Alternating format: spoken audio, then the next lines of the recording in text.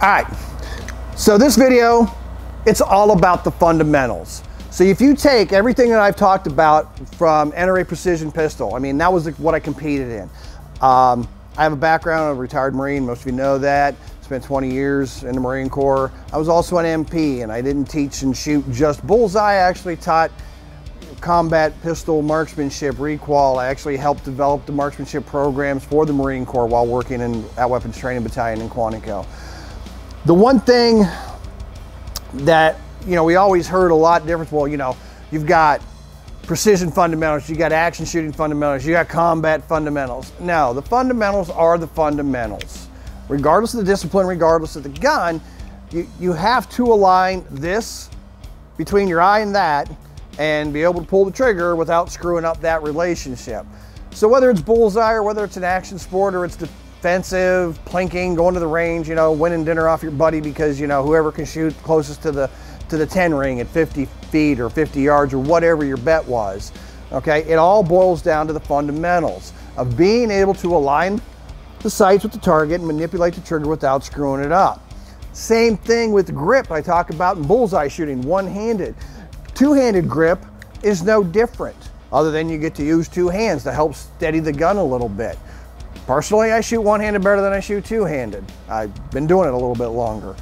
But the grip consistency that we talk about, the position, the body alignment, everything that you're doing with two hands can be related to how it's taught in NRA Precision Pistol. Yes, the stance is a little bit different, but still when that gun comes up to the target, the sights need to be aligned that fast to the eye. If not, you've got a grip issue that's causing that misalignment to the eye.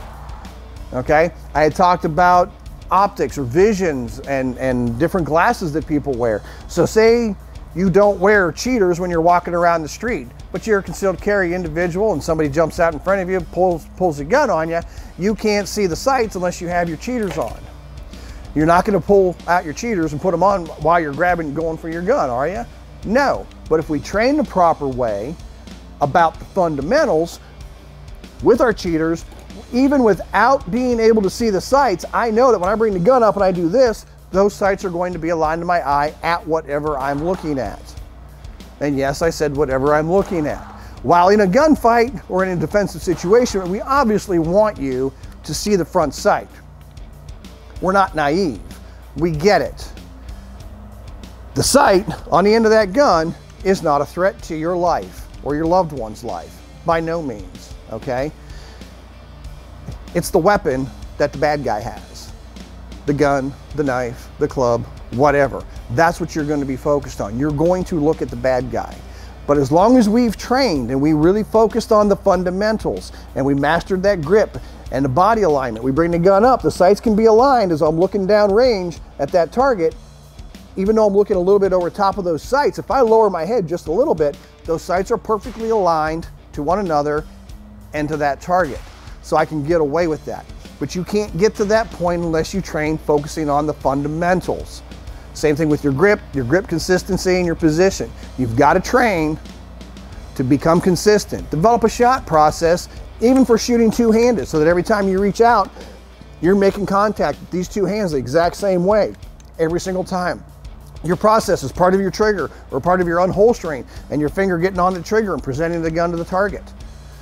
It's all part of your process. It's all part of being consistent in everything you do, okay? So whether you're an action guy, a bullseye guy, a defensive guy, a plinker, whatever the case is, in the end, it's all about the fundamentals.